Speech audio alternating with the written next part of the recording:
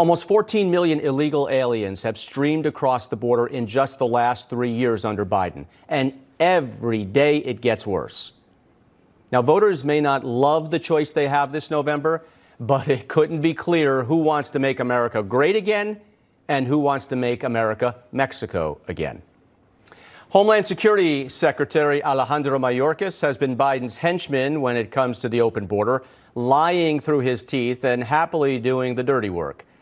For that, he was impeached on February 13th by the House of Representatives by a single vote, 214 to 213. Wyoming Congresswoman Harriet Hageman has been appointed as one of the 11 House impeachment managers to present the case, and she's nice enough to join me now. Congressman, good to have you. Thank you for having me this morning. So the 2 articles of impeachment will be hand-delivered to the Senate on Wednesday. So remind everyone what the charges are and why Republicans took this action. Well, the 2 charges are very simple. He has failed and refused to carry out the laws of the United States, and in fact has been in blatant violation of the United States immigration laws. Number one, in terms of the massive parole that he has been doing, he is not allowed to do that under our statutes. Any type of parole must be done on a case-by-case basis, whereas he's doing it by category. Paroling all Venezuelans, for example, or all Colombians, or all Haitians into the United States in violation of clear statutory direction. And then the other one is his catch and release program. Anyone who is seeking asylum must either remain in the country where they originated or they must be detained. And again, he has been catching and releasing them into the interior of the country. In fact, for over 350,000 illegal aliens, they have flown them directly into the country because they're trying to avoid the scenes that we see on the border. And then the last issue is his lying to Congress repeatedly about whether he has operational control of the border and what he's been doing in terms of enforcing our laws. So Majority Leader Chuck Schumer says that senators are going to be sworn in as jurors, as they're supposed to. Obviously, 2/3 need to convict. Spoiler alert here, folks, Mayorkas will not be thrown out of office. But do you think that every Republican will vote to convict, or even one Democrat will cross party lines in the Senate? Well, I would sure hope so. What I would really hope is that they would listen to the evidence and actually make a decision that is based on what is in the best interests of the United States.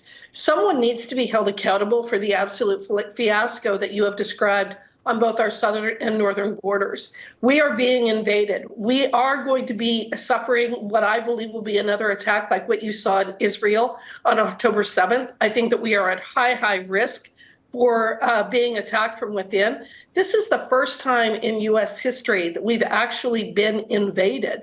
We have always fought our wars elsewhere, whether it was World War I or World War II, whereas right now we are being invaded, and the Biden administration and Mayorkas are the ones who are making sure that it is happening.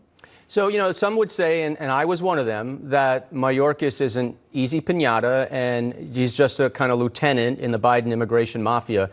The real target for impeachment is the president, right? So knowing it's not going where in the Senate and really not even a part of the conversation with voters, it's not. Was it worth the time and effort to impeach him? Absolutely it was. Again, it comes back to accountability. I have been traveling around the state of Wyoming extensively over the last couple of months, and I can tell you that the number one issue on everyone's mind is the illegal immigration and what it is doing to our country, what it's doing to our cities, what it's doing to our schools, and how eventually we're going to be able to finance this invasion, and again, the risk that it poses to every single citizen in this country. So it is absolutely important that we hold him accountable. But I would also say that most people recognize that Joe Biden is suffering from severe dementia. Yes, he is the person who is at the helm, but Mayorkas is the one making these decisions. He's the one who took an oath of office that he would uphold our Constitution and he would protect us from an invasion. He has violated both of those things. So whether the president should also be a target, and I personally think that he should be, isn't really the question. The question is the person who has made the decisions that he has, issued the memoranda that he has, and is the one who's made is fostering and facilitating this invasion. I think he needs to be held accountable too. Yeah, speaking of invasion, we'll have Addison Smith later live at El Paso where that massive caravan is coming. Let me just ask you quickly, speaking of the crime family, allegedly, what's the latest with the investigation into the Biden family business?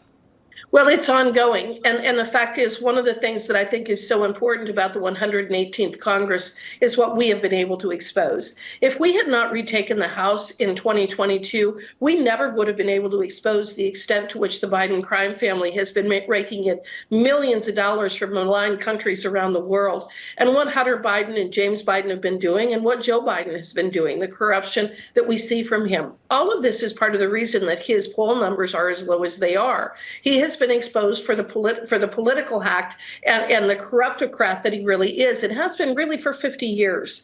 So the investigation is ongoing. I would still like to see Hunter Biden testify publicly, because I think the American people needs to see the extent to which he was the front man or the bag man for Joe Biden, and has been for quite some time. And as a result, all of them made massive amounts of money at the expense of the best interests of the United States of America.